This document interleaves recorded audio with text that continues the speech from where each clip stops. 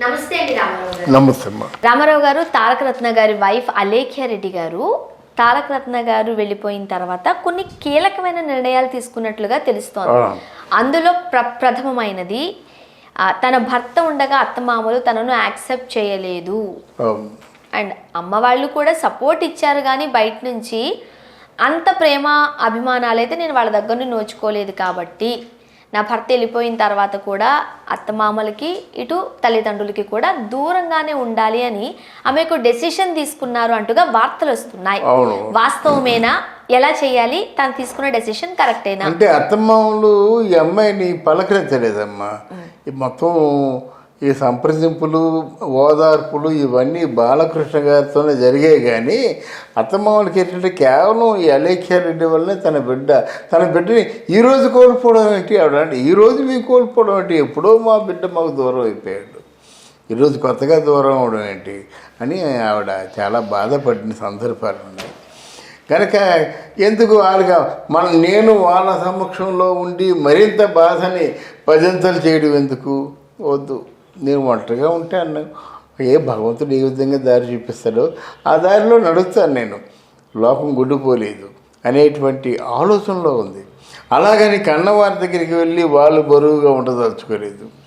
తన భర్త ఎక్కడ కుప్పకూలిపోయాడో అక్కడి నుంచే తన జీవితం ప్రారంభం అవ్వాలి. అర్థమైందా?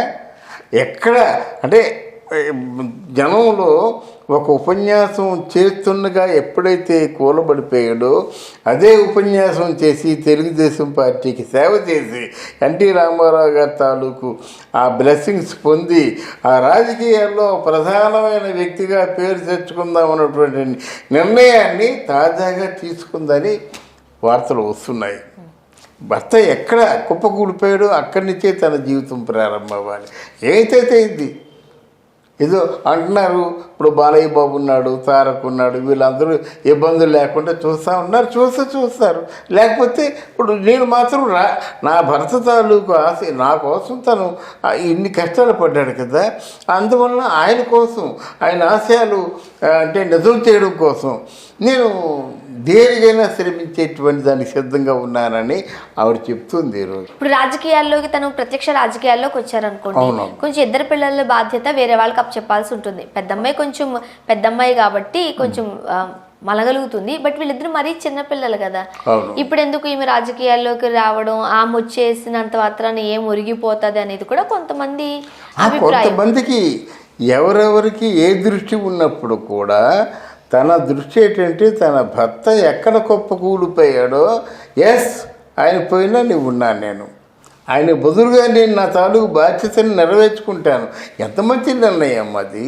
అంటే పిల్లల్ని ఎలా పెంచుకుంటారు, ఎలా పోషించుకుంటారు, ఎవరు చూస్తారని తీసి పక్కన పెట్టు. ఎంతమంది పిల్లల్ని చూసుకుంటూ ఉద్యమాల్లో తిరగడం లేదు? పిల్లల్ని చూసుకుంటూ ఎంతమంది ఉద్యమాల్లో తిరగడం లేదు? మనసు అంటూ ఉంటే మార్గాలు ఎన్నో ఉంటాయన్నమాట.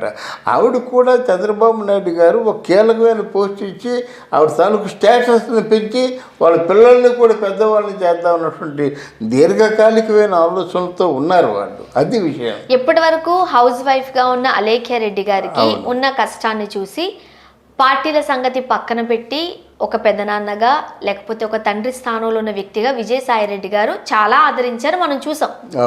అండ్ ఎవరైతే అవాకులు చవాకులు పలికారో వాళ్ళకు కూడా గట్టి సమాధానమే చెప్పారు.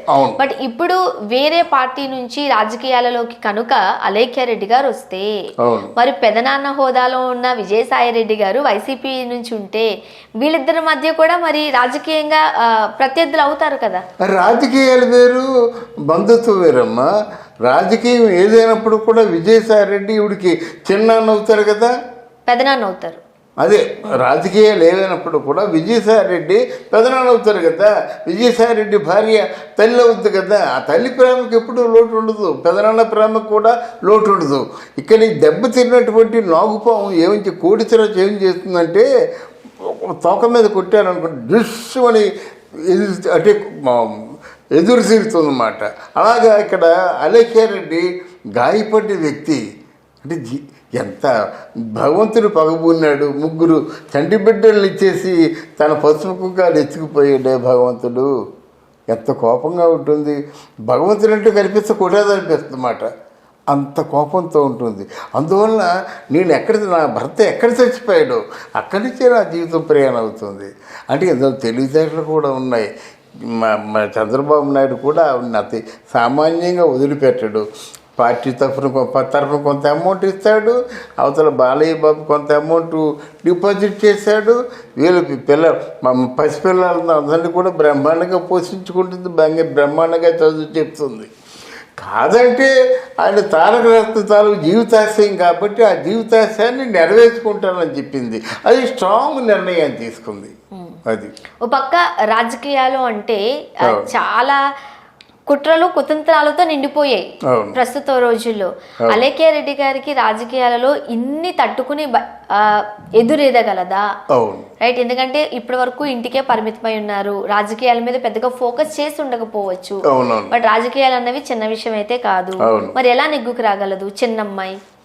ఏమ్మా, చిన్న వయసులోనే భర్త పసుపు కుంకాలు ఆ దేవుడు తీసుకుపోతే ముగ్గురు బిడ్డల్ని పెంచి పోషించగలదు? తప్పదు. జీవితంలో life is a challenge. Win it.